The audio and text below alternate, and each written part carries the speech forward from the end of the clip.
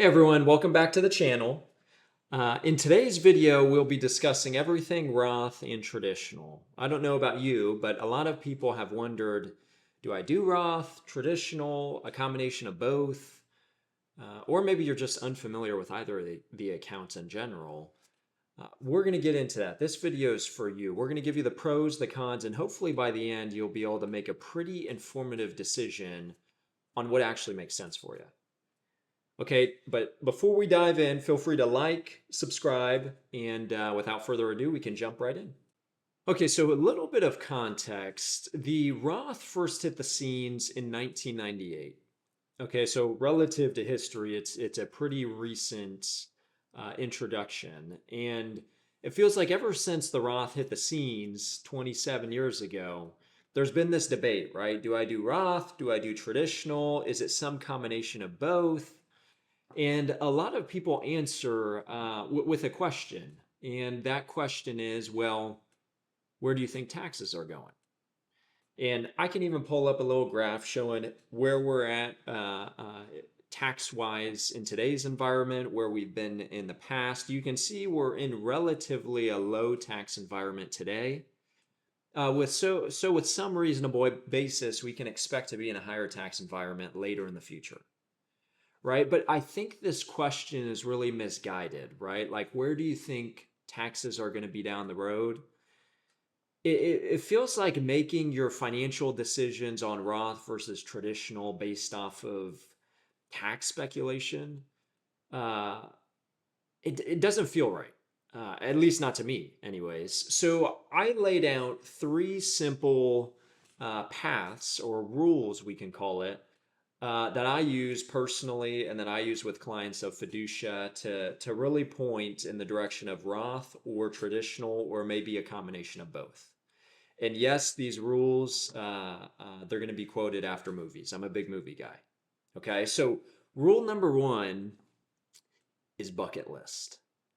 Yes, bucket list with Morgan Freeman and Jack Nicholson. Bucket list, bear with me for a second. Think about this. So Morgan Freeman, Jack Nicholson, the premise of this whole movie, they're given a limited amount of time, right? Their due date is coming up. Their time horizon is very condensed. Okay? And yes, I actually think about this sometimes when I'm watching movies. If I were those two and I were working with that condensed time horizon, I would be contributing to traditional accounts, like traditional 401k, for instance. The reason why is because, due date's right around the corner. Maybe I get the tax break today, and that's the best benefit I can get for right now. Okay, so if you're Jack Nicholson and Morgan Freeman, traditional makes sense. Now, if you have a longer time horizon, Roth tends to make sense for that individual. And this is not a one size fits all, but I'll give you an example. For instance, some of you might be familiar with the rule of 72. Okay, the rule of 72 says, hey, take whatever interest you think you can get in your investments. Let's say it's 10%. Why 10? 10 historically is what the market has returned the past 95 years. So we'll just go with 10%. And divide that into 72. So 72 divided by 10, you get 7.2 years. Well, the rule of 72 says, hey, it's going to be 7.2 years before your money doubles in that specific investment. Okay, so let's say you have a long time horizon. Let's say you're saving and you don't need to touch that money for 30 years. It's like an A-plus situation. Well, rule of 72 says that money is going to double on average about every 7 years. So if you place $10,000 in today, 7 years from now, it's going to be worth 20,000. 14 years from now, it's going to be worth 40,000. 21 years from now, it's going to be at 80. And then 28 years from now, that 10,000 that you shoved in is going to be worth $160,000.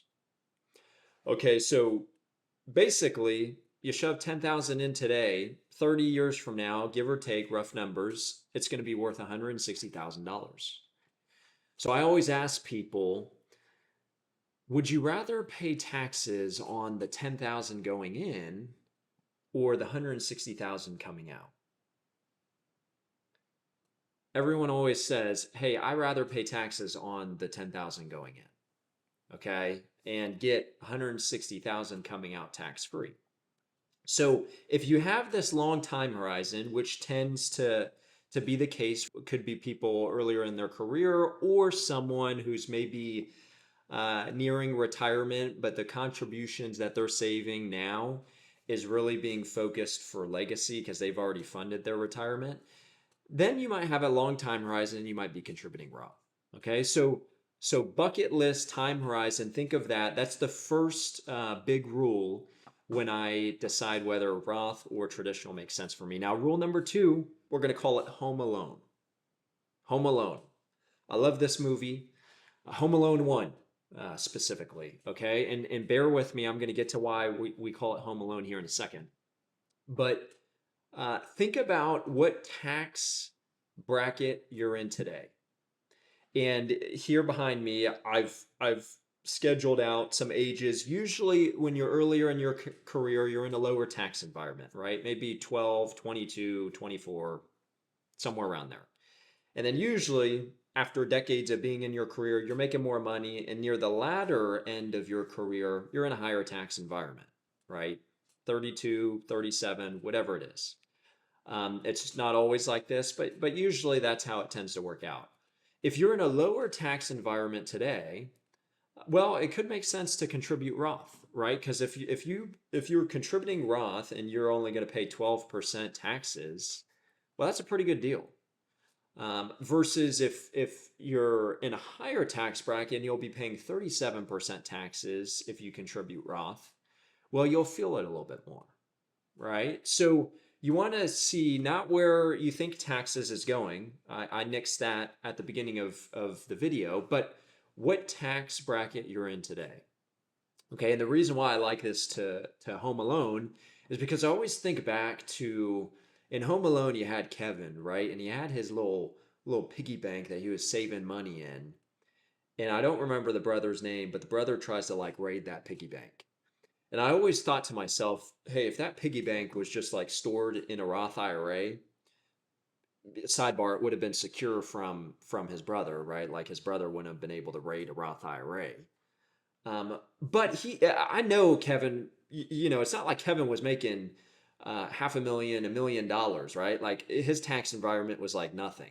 So if he was contributing to Roth, low tax environment, when he's in his working years later on, he's going to have benefited from those Roth contributions early.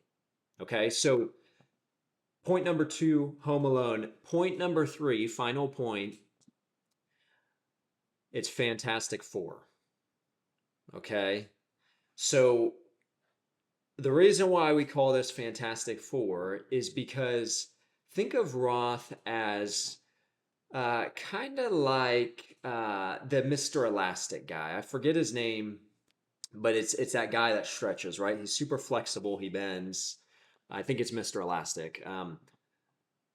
And he's super flexible. That's kind of how I think of a Roth IRA. A Roth, you contribute to a Roth IRA specifically, and you're able to pull out your contributions even before retirement. Now, that's not the case for a Roth 401k.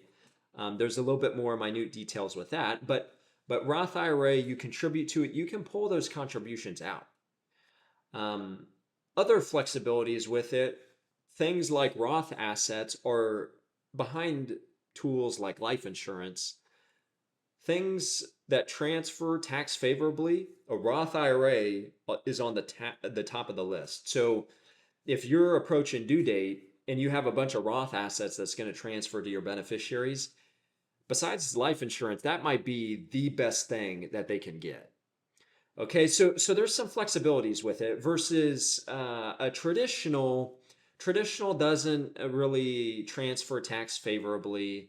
You can't pull out your contributions. There's things like RMDs with traditional 401ks and IRAs. Those of you who might not be aware, RMDs, required minimum distributions. It's when you hit 73, the IRS is going to start to force money out of your traditional accounts. It's not very fun. It can result in a lot of taxes. So uh, think of that Roth as the Mr. Elastic guy, super fluid, flexible. The traditional, kind of like the thing, right? Like that thing, he's super like rigid. And that's not a bad thing, right? Some people can benefit from structure. So I'm not saying that as a bad thing. But these are the three rules that you think about. Always think about bucket list, home alone, the thing. Hopefully you got something out of this video. If you did, share the message. That would mean more than you know. And stay tuned for our next video.